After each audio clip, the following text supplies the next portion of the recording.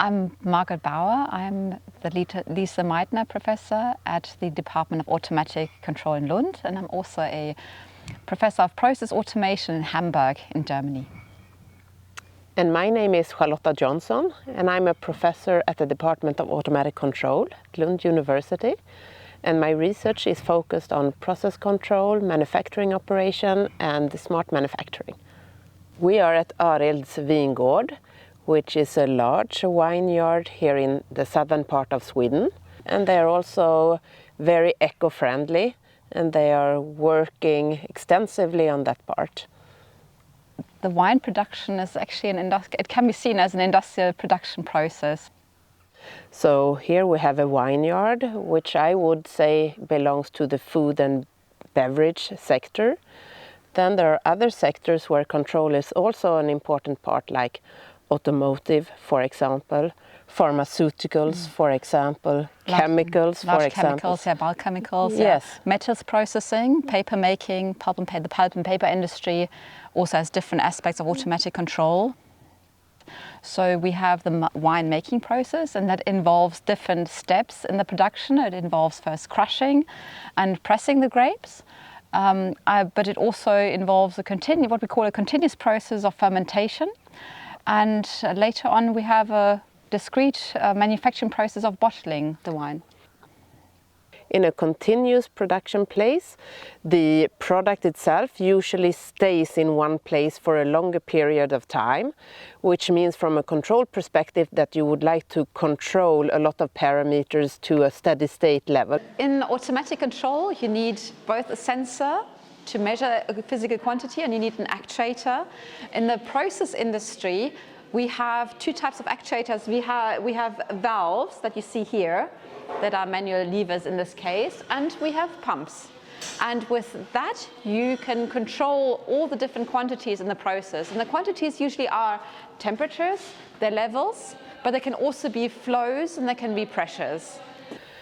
Then you also have discrete production processes. You have individual pieces, like bottles, for example. And here you would like to start and stop the process.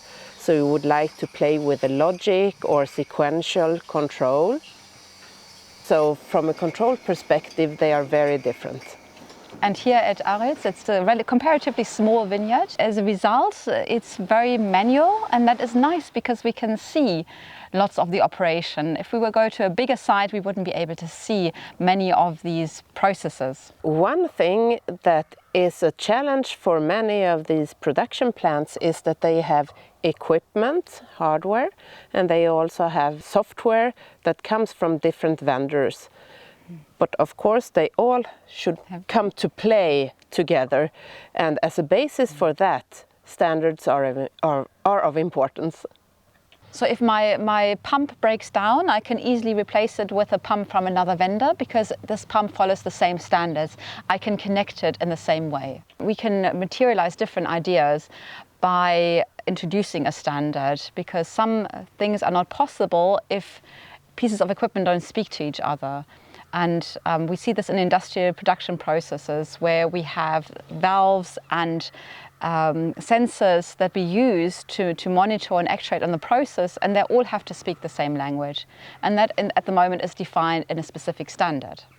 Examples of such standards, I would say, could be the key performance indicators for manufacturing operation management, where different KPIs are being standardized.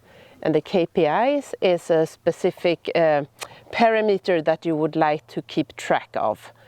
It could, for example, be the availability of a machine or the utilization ratio of a machine.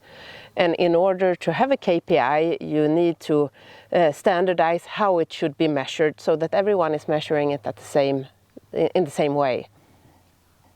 Sustainability means a lot of different things. It could be about energy effectiveness, and there are standards about that. It could be about CO2 footprints, and there are standards about that. It could be about utilizing the equipment to the highest degree possible. It's interesting here where you have all the vessels or the fermentation tanks, that all of them are attached to these pipes. And this is where they reuse the energy, the heat that is being produced in the vessels. So getting numbers on a lot of parameters can actually help you improve those parameters. And improving them could mean increasing sustainability.